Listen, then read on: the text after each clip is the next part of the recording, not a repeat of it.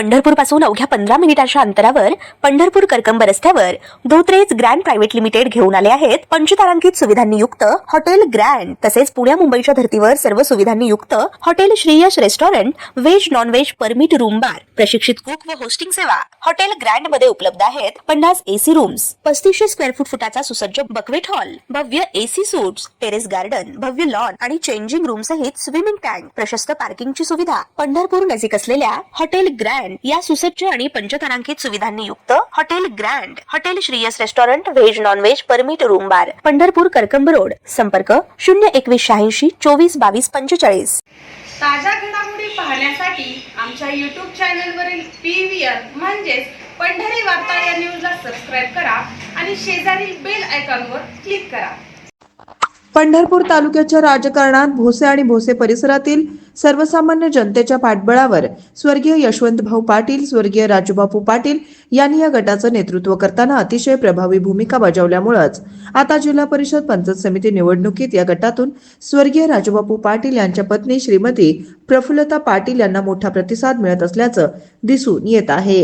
विठ्ठल परिवारातील एक आक्रमक नेते म्हणून गणेश पाटील यांची ओळख राहिलेली आहे, परंतु परिवारातील दुसऱ्या गटाकडून थेट अस्तित्व संपवण्यासाठी सुरू असलेल्या कुरघोड्या लक्षात घेत गणेश पाटील यांनी भाजपात प्रवेश केल्याची चर्चा या गटात होताना दिसून येत आहे।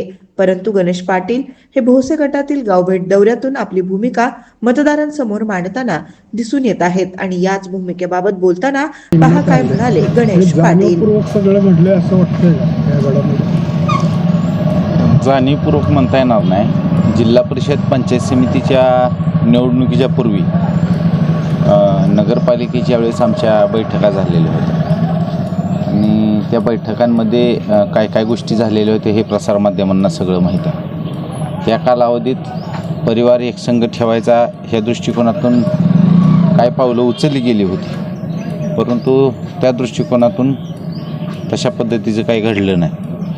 ते घडलं नाही तरी पण आम्ही भूमिका घेतली होती, आम्ही भगीरथ दादांच्या मागं राहायचे आणि त्या पद्धतीनं आम्ही त्यावेळेस भगीरथ दादांच्या मागं राहिलो। परंतु जिल्हा परिषद आणि पंचायत समितीच्या निवडणुकामध्ये राजकीय स्थित्यंतर आली।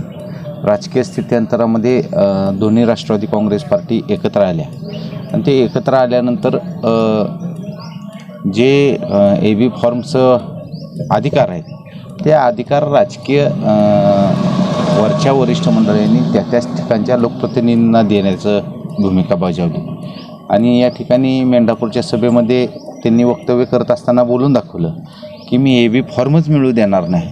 ही त्यांची भावना मला पूर्वीच कल्पना होती आणि त्यांची अशी पद्धतीचं या ठिकाणी वागणूक होणार आहे अशा प्रकारची पूर्वीचीच कल्पना असल्यामुळं आपण भूमिका घेऊन या ठिकाणी पुढं वाटचाल केली पाहिजे ह्या दृष्टिकोनातून मी प्रथमतः अपक्ष अर्ज भरला आणि अपक्ष अर्ज भरल्यानंतर मला या जिल्ह्याचे पालकमंत्री जयकुमारजी गोरे साहेबांचा संपर्क झाला आणि तुम्ही आमच्याकडे या ज्या काय अडचणी आहेत तुमच्या, जे निधीच्या बाबतीत अडचणी असतील किंवा ज्या काय गोष्टी जे तुम्हाला अडचणी निर्माण, उद्या आमचा पक्ष सत्तेत आहे आणि तुम्हाला त्याचा फायदा नक्कीच भविष्यात होणार आहे, अशा प्रकारची त्यांनी भावना व्यक्त केली। मी या ठिकाणतील सर्व वडीलधारी मंडळी जे आमच्याबरोबर आहेत त्यांच्याबरोबर विचारविनिमय केला आणि त्यांनी देखील असं सांगितलं की आपण सत्तेबरोबर गेलं पाहिजे, आपल्याला या ठिकाणी निधीची उपलब्धता कुठंच कमी पडणार नाही, कारण केंद्रात सरकार भाजपचं आहे, राज्यात सरकार भाजपचं आहे आणि जिल्हा परिषदमध्ये देखील भाजपचंच जिल्हा परिषद अध्यक्ष होईल, अशा प्रकारच्या भावना इथल्या सर्वसामान्य लोकांच्या, आमच्या सर्व वडीलधारी मंडळींच्या होत्या आणि त्या दृष्टिकोनातून या ठिकाणी प्रवेश करण्याचं ठरलं।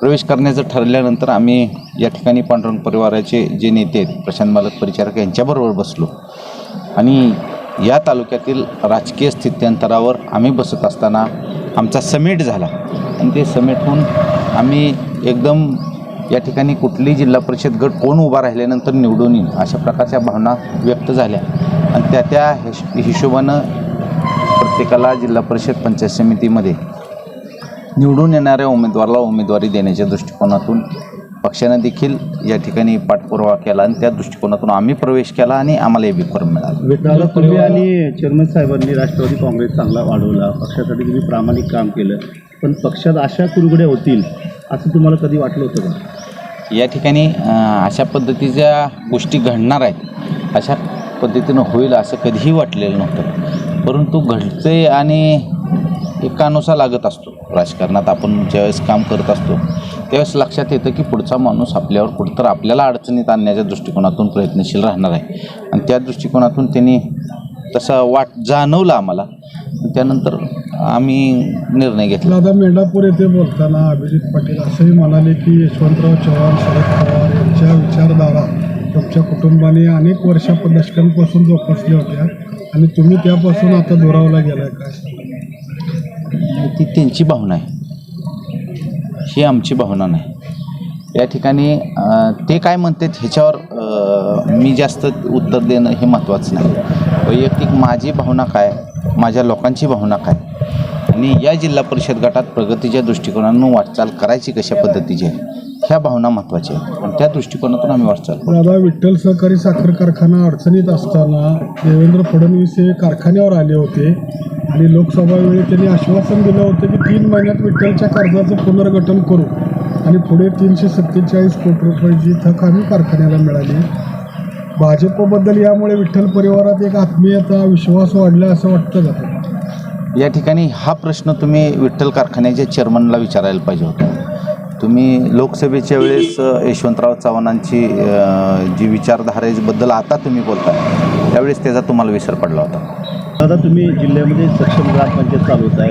तुमच्या ग्रामपंचायतीला अधिक राष्ट्रीय लेवलचे पुरस्कार मिळाले. जिल्हा परिषदेमध्ये काय भूमिका आपली राहणार आहे? हा महत्त्वाचा प्रश्न आहे. विकासाच्या धोरणानं या ठिकाणी कारखान्याचं राजकारण हे वेगळं झालं.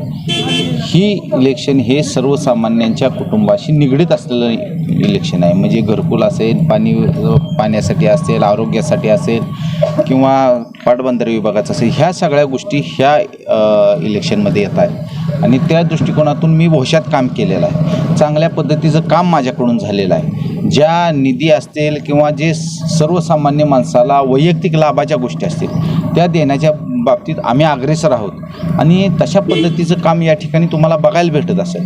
माझं इन्फ्रास्ट्रक्चरच्या बाबतीत असेल, भविष्याच्या बाबतीत, कुठल्याही विकास कामाच्या बाबतीत मला जिल्ह्याचा विभागाचा पुरस्कार भेटतो म्हणजे आम्ही त्या गोष्टीत अव्वल आहे. त्या ठिकाणी काम चांगल्या पद्धतीचं केलेलं आहे आणि त्याचा एक रोल मॉडेल म्हणून आम्ही पुढं दाखवतो की मी भविष्यात काम केले. अशाच पद्धतीनं आम्ही जिल्हा परिषद गटात देखील काम करणार आहे. या जिल्हा परिषद गटामध्ये वेगवेगळं भौगोलिक रचना आहे. नदीकडेची काही गावं आहेत, काही गावांना नदीचा कनेक्ट नाही. उदाहरणार्थ शेवते, नेमतवाडी, भोसे हा नदीचा कनेक्ट नसणारी गाव आहे. परंतु होळे, खेडभोसे, गुरसाळे, भटुमरे, चिंचोली, भोसे हे जी नदीच्या कडेची गाव आहेत, शेगाव दुमाला असेल, आडीव नदीच्या कडं जाणं ही वेगवेगळी तिथली अडचणी आहेत. नदीच्या कडेच्या गावांना रस्त्याच्या अडचणी आहेत. त्या ठिकाणी पानंदर रस्ते मंजूर करणे, त्या ठिकाणी चांगल्या पद्धतीनं शैक्षणिकच्या बाबतीत जे जिल्हा परिषदच्या शाळा सुदृढ झाल्या पाहिजेत, त्या ठिकाणी चांगल्या पद्धतीचं इमारती तयार झाल्या पाहिजेत. अशा प्रकारची भावना ठेवून या ठिकाणी आम्ही जिल्हा परिषद गटात फिरतो. या गटात दादा समोरचा उमेदवार हा कॉन्ट्रॅक्टर आहे. कुठेतरी धनशक्तीचा लाभ घेतला जातोय आणि याचबरोबर त्यांच्याकडनं अशा वावडे आहेत की गणेश पाटलांचा गोळा कारखाना सुद्धा बंद पडला आहे, अशी देखील चर्चा आहे. काय सांगू शकता? नाही, त्यांच्याकडून वावड्या काय विषय आहे ते आहे, परंतु असा प्रचार केला जातो. नाही केला जरी असला तरी मी कुठल्याही शेतकऱ्याला किंवा कुठल्या ह्याला फसवलेलं नाही. दुसरी गोष्ट, उमेदवार हा कॉन्ट्रॅक्टर आहे. या ठिकाणी त्यांच्याजवळ भरपूर प्रकारची माया त्यांनी जमावलेली आहे. कशा पद्धतीने जमावले ह्याचं चौकशी तुम्ही चांगल्या पद्धतीने कराल. धनशक्तीचा वापर नक्कीच या ठिकाणी होणार आहे, परंतु जनता आमची सुज्ञ आहे. जनतेला माहीत आहे हे मिळवलेले धनसंचय कशा पद्धतीचा आहे. आपल्यालाच रोडसाठी सरकारने दिलेले पैसे निकृष्ट दर्जाचे रोड करून त्यातून मिळवलेलं हे धन आहे. लोक हुशार आहेत. दादा, समोरच्या नेत्यांकडून असा एक विश्वास व्यक्त केला जातोय की विधानसभेला हे सगळे विरोधातच होते, मग आताही तीच परिस्थिती आहे, काय फरक पडणार आहे? काय वाटतं याबाबत? त्यावेळेसचं इलेक्शन, त्यावेळेसचं दिलेली आश्वासनं आणि त्यावेळेसचं असलेलं वातावरण ह्यात जमीन आसमानाचा फरक आहे. त्याच्यापूर्वी 3 महिन्यापूर्वी हेच उमेदवार भाजपमध्ये होते आणि आम्ही धैर्यशील मोहिते पाटलांचा प्रचार केला होता. याच गावानं 2000पेक्षा जास्त लीड दिलेलं होतं. त्यामुळे त्या वेळेच्या इलेक्शननं, त्या वेळेच्या वातावरणानं, त्या वेळेच्या उमेदवारावर ह्या गोष्टी अवलंबून असतात. ते लोकसभेला अभिजित आबा पाटील हे भाजपचा प्रचार करीत असताना तुमच्या गावाने धैर्यशील मोठे हो, दिलं होतं. त्यावेळेस आम्ही तिथं काम करत होतो. ह्या पुरोगामी विचारधारेचं गाव म्हणून ओळखलं जातं. भाजपला साथ देईल 100% देईल. मी विचार घेऊन उतरलेलो आहे. या ठिकाणी मी एकटा हा निर्णय घेतलेला नाही, हा लोकांनी निर्णय घेतलेला आहे. आणि हा लोकांनी का निर्णय घेतला आहे तर सत्ता ही भाजपची आहे, राज्यात असेल देशात असेल. जर तुम्हाला त्या ठिकाणी जिल्हा परिषदमध्ये काम करणारा सत्ताधारी जिल्हा परिषद सदस्य असेल तर निधीच्या बाबतीत कुठल्याही प्रकारची कमतरता या ठिकाणी जाणवणार नाही. ही कुठल्याही सर्वसामान्यातल्या सर्वसामान्य माणसाच्या लक्षात येणारी गोष्ट आहे. आणि त्यामुळं मला वाटत नाही की या बाबतीत कुठल्या आमच्या जनतेच्या मनात अडचण किंवा मनात संभ्रम असा नाही. त्यांना माहीत आहे आपण सत्ताधाऱ्याच्या मागं राहिलं पाहिजे आणि त्या दृष्टिकोनातून जनता नक्कीच माझ्या पाठीशी ठामपणानं उभा आहे. आमचं चिन्ह कमळ आहे, त्या कमळाच्या मागं नक्कीच राहील. शेवटचा प्रश्न बघा, एकीकडे विठ्ठल कारखान्याची सुरू असलेली वाटचाल, गाळप हंगाम दर हा चर्चेत आला जातो आणि दुसरीकडे विठ्ठल परिवारातील जे जुने नेते आहेत, हे माजी संचालक आहेत, गाव नेते आहेत विठ्ठल परिवारातील, यांची भूमिका मात्र अजूनही तटस्थ आहे. अशा वेळेला तुम्ही त्यांना काय आव्हान करा? नाही, तुम्हाला तटस्थ भूमिका कुठल्याही माजी संचालकाची दिसलेली मला तर बघायला भेटलेली नाही. आणि हे इलेक्शन सगळ्यात महत्त्वाची गोष्ट म्हणजे हे इलेक्शन जिल्हा परिषद पंचायत समितीचं आहे. तुम्ही फोकस जिल्हा परिषद पंचायत समितीवर ठेवा. हे इलेक्शन कारखान्याचं इलेक्शन नाही.